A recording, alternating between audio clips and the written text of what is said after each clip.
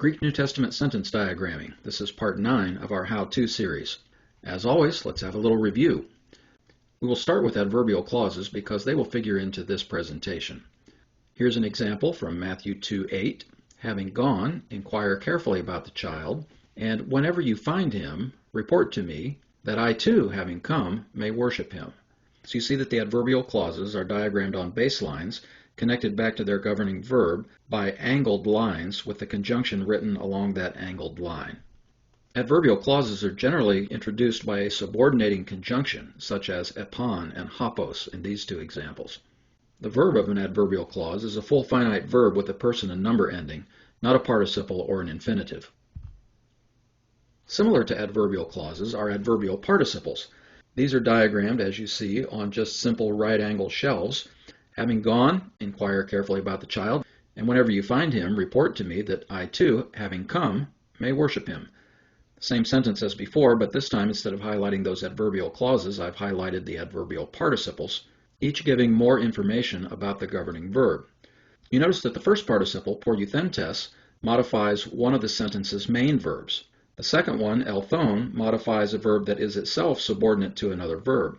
So an adverbial participle can theoretically modify another verb form at any level of subordination within a sentence. The one new symbol we learned in Part 8 was the genitive absolute participle. Let's review that discussion before we actually look at the symbol. We can extend the adverbial participle symbol to a special construction, the genitive absolute participle. In this construction, the adverbial participle's referent is not a member of the governing clause at all. We'll talk more about that later. Therefore, it has no grammatical function that dictates its case. That is, the adverbial participle's referent has no grammatical function that dictates its case. Remember that a participle's case is written in agreement with its referent. Its referent's case depends upon its own grammatical function in the sentence. But here, the participle's referent has no function within the governing clause at all. Therefore, there is no consideration to dictate its case. The Greek convention for this construction places that referent in the genitive case and then puts the participle in gender number case agreement with that referent. And the term again is genitive absolute. The word absolute means disconnected or isolated. The genitive case in this construction, as opposed to what might have been nominative, signals that the referent is disconnected from the governing clause. It's a subject, but it's not in the expected case for the subject, and that unexpected case signals that disconnection. When I say it's a subject, what I mean is it's the subject of that genitive absolute participle.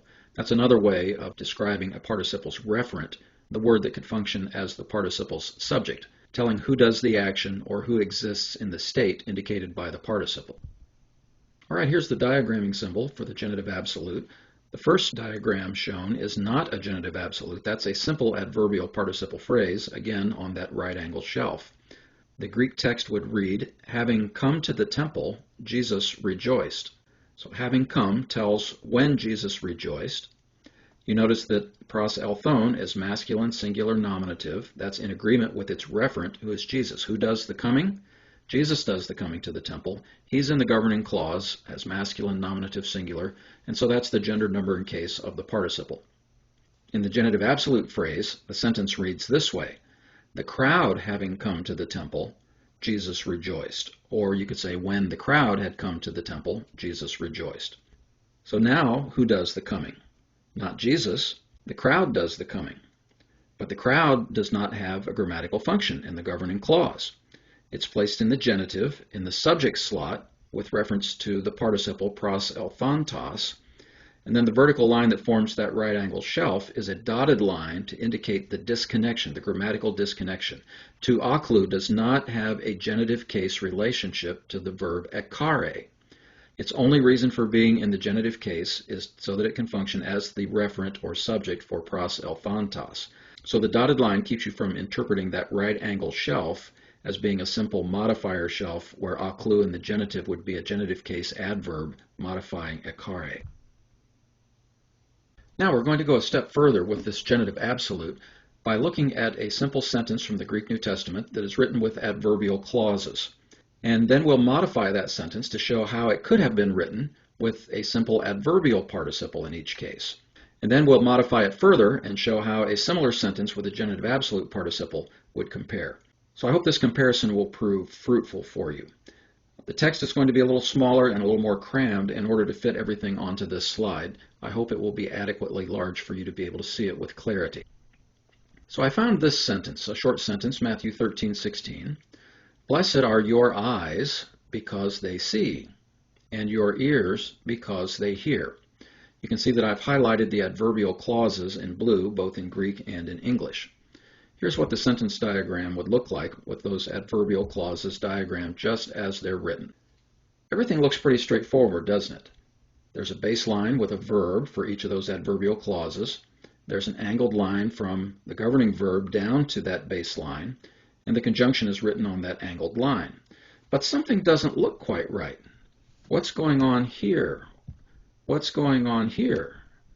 Where are the verbs? You see the subjects here. You see the subject-verb dividers here, but where are the verbs? Okay, here's what's going on. The verb is over here. It's an understood asin. Blessed are your eyes. And if you get an eye for the diagram, you realize that this whole area from here over to here, everything under that curve is the verb slot of that baseline. And the reason I've written the verb on this stub for the conjunction is it allows me to write the verb just once. Instead of having to write asin here and here, I can write it just once by putting it on the stub. Now the reason I have to put the adverbial modifiers under a portion of the diagram that has no word is because this clause, because they see, modifies asin only insofar as eyes are the subject.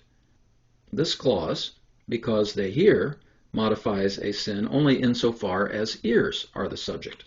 So in order to correlate the adverbial clauses with the respective body parts that they refer to, I've had to separate the verb slot into two shelves like this, one for each adverbial clause to connect to. But rather than writing the verb twice, I've just written it once over here on the right side. Now we could get the same idea of this sentence across using participles instead of those adverbial clauses. Your eyes are blessed seeing. Your ears are blessed hearing. When you look at the participle blepontes, you might think that that masculine nominative plural refers to the people who are blessed. You are blessed. But no, the masculine nominative plural is because the referent eyes is masculine nominative plural. Here, the participle is neuter nominative plural because the referent ears is neuter nominative plural. So who does the seeing? Well, people see, but more specifically in this sentence, their eyes see. Who does the hearing? Well, people hear, but Jesus is saying your ears are blessed because your ears hear. So the participle has to agree with the ears. All right, so it sounds a little awkward in English. Blessed are your eyes seeing. Blessed are your ears hearing. But we could just inject the word because. Blessed are your eyes because they are seeing. Your ears because they are hearing. And we could even show this in the sentence diagram by indicating with the word cause exactly what the adverbial relationship is from each of these participles back to the governing verb.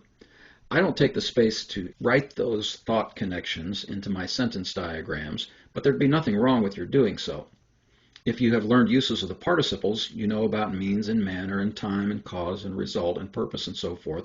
Those would be the terms that you would write on the vertical portion of these adverbial participle shelves. All right, those two sentences say for practical purposes the same thing, just in different ways. When we move to the genitive absolute construction, we're going to need a sentence that says something different.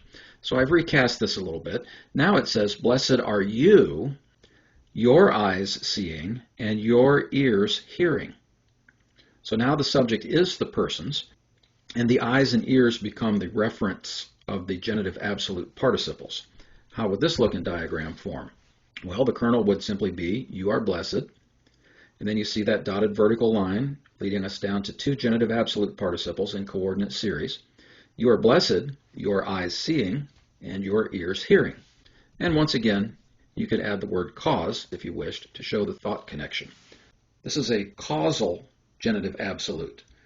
Many genitive absolutes express time, but cause is quite common, and even concession is fairly common as well. Again, if you're familiar with those participle uses. Okay, so here are three different kinds of adverbial clauses. Straightforward clauses using finite verbs with nominative case subjects. If the subject were expressed, it would be in the nominative case. Here you have simple adverbial participles whose referent is normally the subject of the governing verb. Here you have a situation where you have adverbial participles, but their referents are not in the governing clause at all. They are set in the genitive case, and then the participle is written in gender, number, and case agreement with those genitive absolute nouns. Okay, so now let's go on and learn some new symbols for Part 9. Whereas we had just one new symbol in Part 8, we have a number of new symbols in Part 9. Let's start with the infinitive. The infinitive is diagrammed like any other verb form, except that the convention is to place a double vertical subject-predicate divider on its left. So it looks like this, just a double vertical divider instead of a single one between subject and predicate. The infinitive can go on an adverb shelf, as well as some other constructions that will be introduced later. So you see here a right-angle shelf, and the infinitive sits there on that shelf, but again with that double vertical line just to its left. The infinitive can take a direct object and or a modifier. So here the infinitive sits on its adverbial shelf with the double line to the left, but to its right is a direct object. Beneath it is a modifier. And although I didn't mention it here, this will come up in a later video, yes, the infinitive can also take a subject. It would be written to the left of that double vertical line. Let's look at some biblical examples of infinitives. Matthew 2:2, for we saw his star in the east and came to worship him. These are the Magi speaking, of course, who've come to worship the Christ child. Here's how the sentence diagram looks. We is shown as the subject, the parenthetical X, of both of the main verbs. We saw and we came. We saw his star in the east, and we came, and here's our infinitive, we came to worship him, a simple purpose use of the infinitive to express the purpose for which the wise men have come. Now, if your mind works quickly and you're looking at this diagram and wondering whether en te anatole really should modify edomen or whether it should modify astera instead, that's a very good question. I would not strongly object to taking that prepositional phrase with the word star. It's kind of a description of the star. But it feels to me as though the kind of information it adds to the sentence can be described as answering the question where. Where did we see his star? Where was the star? The where question is an adverbial kind of question rather than an adjectival kind of question. So to my way of thinking, it is better to view that prepositional phrase as modifying the verb. But that has nothing to do with infinitives. Let's look at another example of an infinitive. Matthew 25:10. And they going away, or you could paraphrase, while they were going away to buy, the bridegroom came. This is in the parable of the virgins. 5 of the virgins did not have oil for their lamps, and so they had to go and buy oil. As they were going away, the bridegroom came. Do you notice, by the way, that I gave you another example with the genitive absolute? Just some more practice on that construction here. So here's the diagram. The bridegroom came. When did he come? This is the time use of the genitive absolute. He came while they were going away. Why were they going away?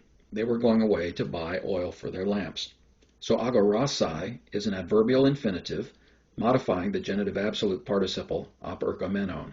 Auton, once again, is in the genitive case not because it has any genitive case function whatsoever in that governing clause, but only to separate it off from the governing clause as an adverbial participle phrase whose referent is not in the governing clause at all. Since many people have trouble with that genitive absolute, I want to take every opportunity to try to nail it home. Let's consider now the object complement symbol. Sometimes this is called the predicate accusative. That's the more common terminology in Greek. English grammarians will speak of object complements. So much like a predicate nominative renames or describes a verb's subject, a predicate accusative renames or describes a verb's object. If you stop and think about that for a moment, it makes perfectly good sense. Renaming and describing words typically agree in case with the words that they rename or describe. And so if the subject is going to be renamed or described in the predicate, it makes sense for that renamer or descriptor to be in the nominative, just like the subject is. Sometimes the renaming, though, is a renaming of the object, and the object is most commonly in the accusative. And so a word renaming or describing a verb's object will have to be in the accusative in order to maintain that expected case agreement. So here's an example, a predicate nominative. The path is straight. You see there's the expected linking verb is, the subject is the path, and straight is an adjective describing the path, not just a simple adjective, the straight path, but a predicate adjective. It makes the statement about the subject. In Greek, it would be written in gender, number, and case agreement with the word path. Here's a predicate accusative example. Make the path straight. Again, we're talking about a path that is straight, but now path is not the subject of its clause, it's the object of its clause. And so it will be in the accusative case, and therefore the adjective straight in Greek will also have to be written in the accusative case. Now the object complement is a kernel element. Subject-verb complement. It's part of the complement. So it's a kernel element, and therefore it goes on the clause's baseline, following, meaning to the right of, the direct object. Like the predicate nominative, it's marked with a line angling back to the left to indicate its renaming or describing connection back to a preceding element. So this is what it would look like. Subject, verb, and object, a normal kernel. But then added on the right end of that baseline is that predicate accusative with that leftward slanting line. Okay, let's see some biblical examples. Prepare the way of the Lord. Let me follow the Greek word order here. Straight, be making his paths. In English, we would, of course, say be making his paths straight. Okay, here's what the diagram would look like. A very straightforward first clause, prepare the way of the Lord. And then the second clause is the one with the object complement, the predicate accusative. Be making who or what? Be making his paths. Be making his paths to be straight. You know, you're used to thinking of predicate elements as following a linking verb. There is no linking verb expressed in the phrasing, be making his paths straight. In neither Greek nor English do you see a linking verb expressed. But there's a kind of an understood linking verb there, be making his paths to be straight. Supplying that linking verb can help you recognize the predicate relationship of the adjective eutheos back to the verb's direct object, tas tribus. Here's another example. And she will bear a son, and you will call his name Jesus. Again, you could supply a linking verb. You will call his name to be Jesus. That's very awkward sounding, but it does capture the right thought connections between elements of the sentence. Once again, we have a compound sentence with two main clauses. She will bear a son, and you will call his name to be Jesus. Another new symbol is the double accusative. On the previous slide, we discussed a construction that has two accusatives, an object and a complement. Another construction with two accusatives is called double accusative. Each accusative is a separate direct object. For the object and complement, there was only one direct object, and then it had a complement renaming it. Here you have two separate direct objects. One is a person, and the other is something impersonal. And these are not just a coordinate series of objects, because each object receives the action of the verb in a different way. The impersonal object is a simple direct object.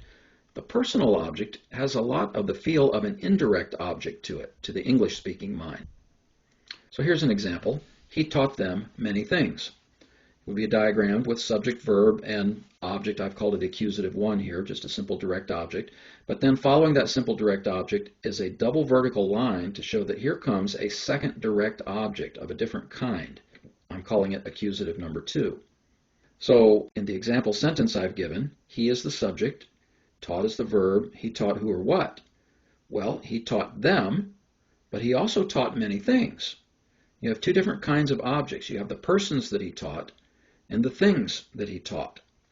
Your English teacher would tell you that the word them is an indirect object. But let me draw a distinction between this construction and a clear indirect object.